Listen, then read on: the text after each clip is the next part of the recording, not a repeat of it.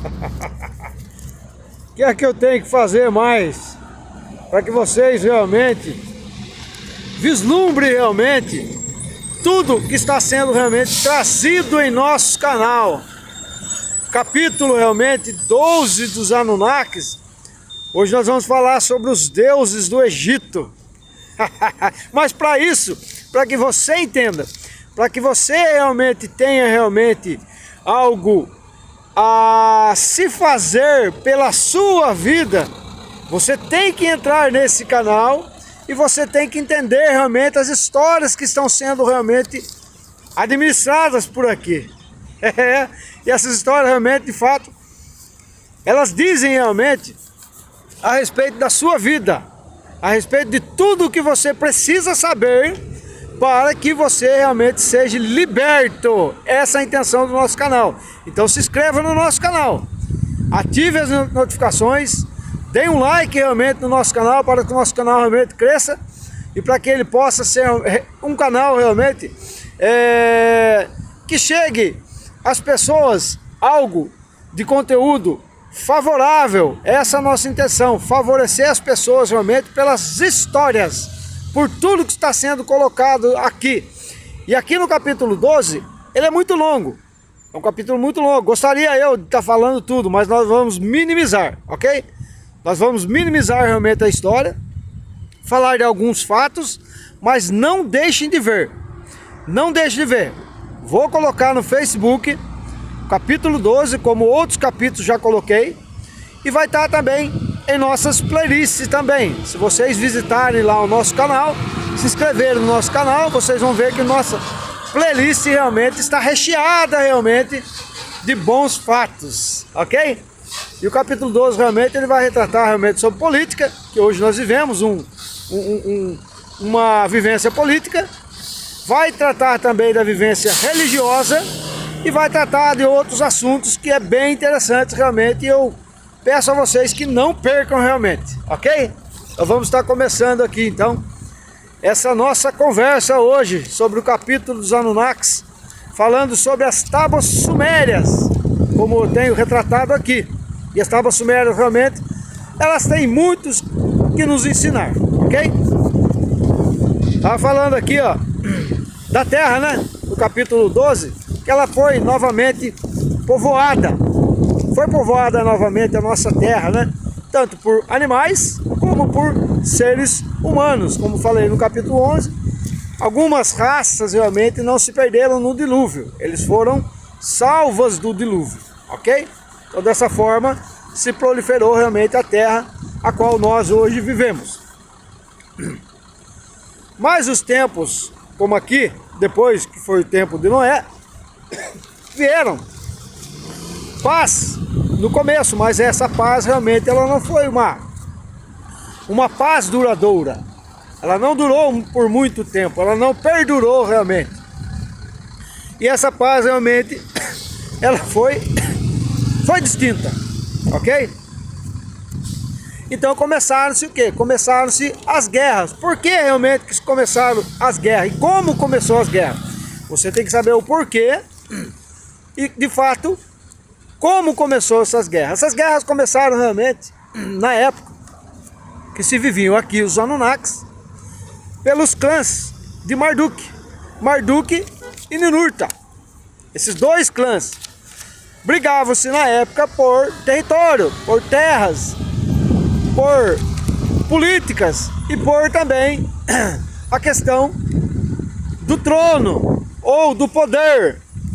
Então essa briga até hoje nós temos, né? Ainda as pessoas brigam por certas coisas que nós temos em nosso mundo, ok? As pessoas brigam realmente por poder político. Então isso ainda acontece nos dias de hoje, mas se começou assim. Começou a briga realmente pelos clãs de Marduk e de Ninurta. Então a Terra, ou seja, ela começou a acontecer algumas tretas, né? Eu vou falar dessa linguagem para que vocês entendam. Houve algumas tretas realmente e começou realmente pelos filhos de Marduk, que eram na época Sete e Osíris. Lembram lá na Bíblia lá que fala lá sobre o deus Sete e o deus Osíris?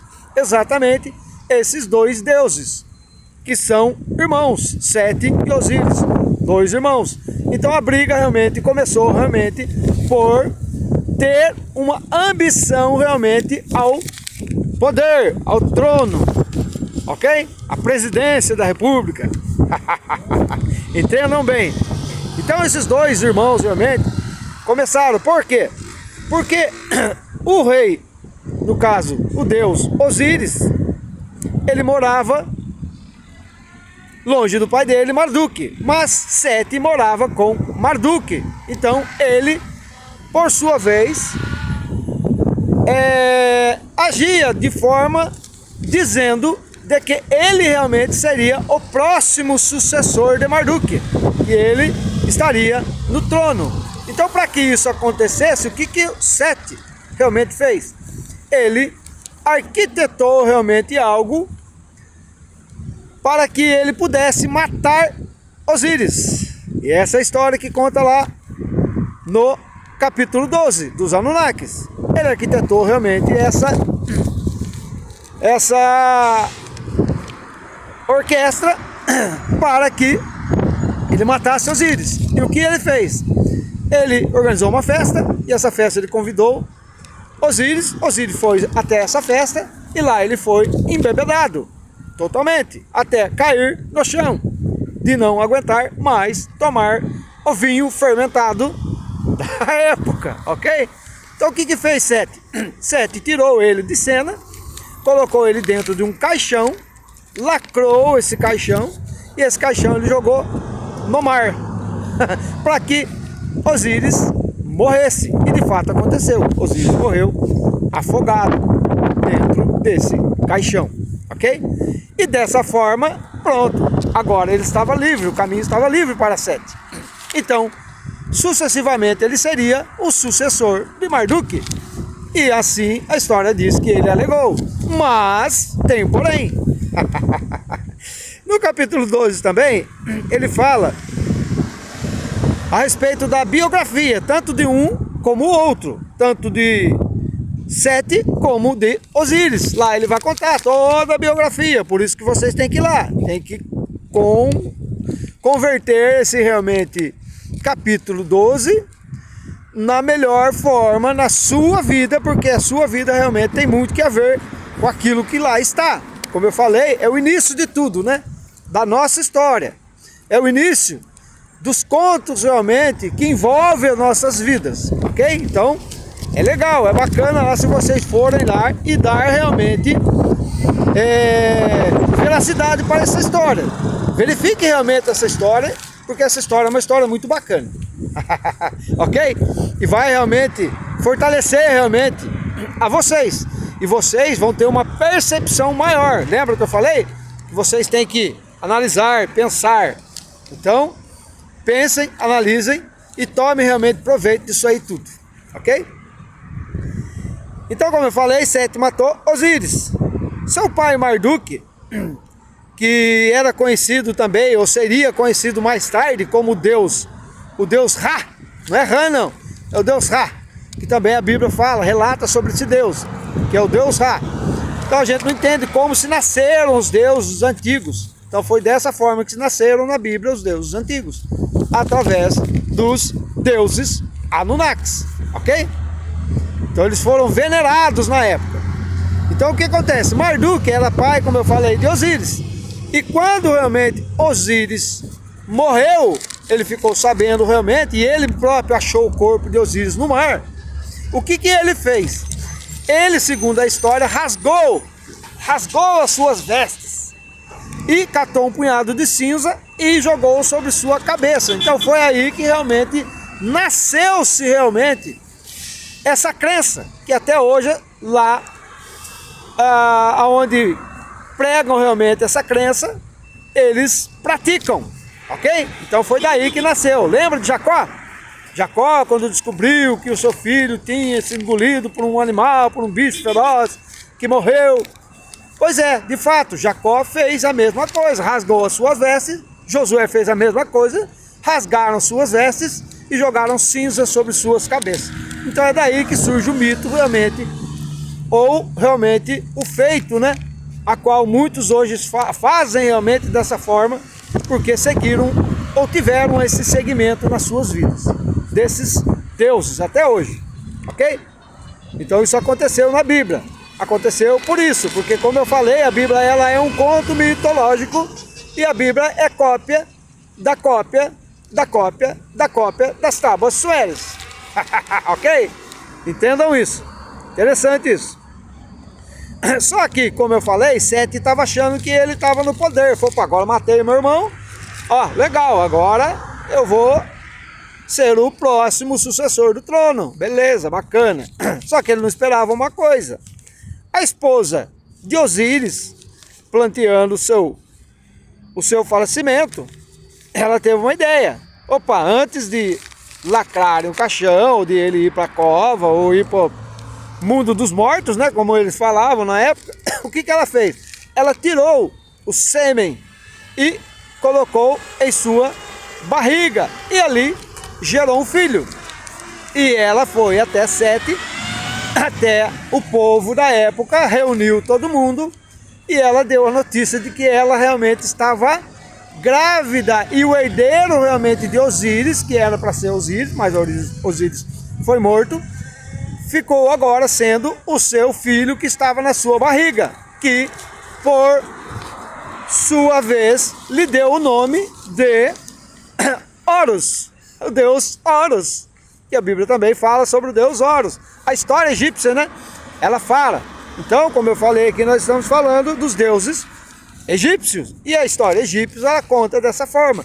Nasceu então o deus Horus, que seria realmente o sucessor de Osíris, ok?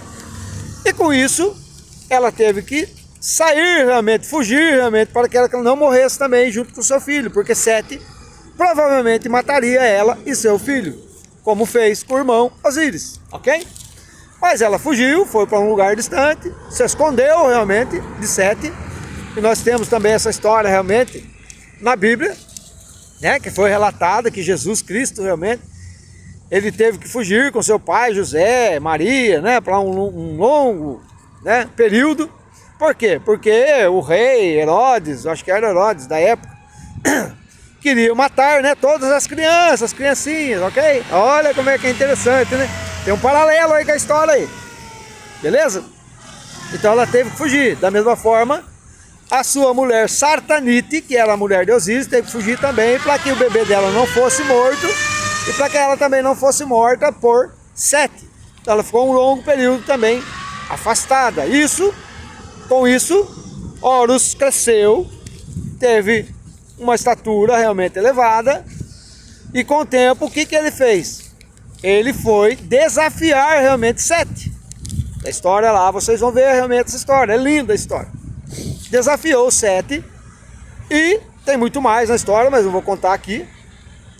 Acabou derrotando Sete. Derrotou, amarrou o Sete, levou ele como prisioneiro, cegou a Sete e Sete morreu.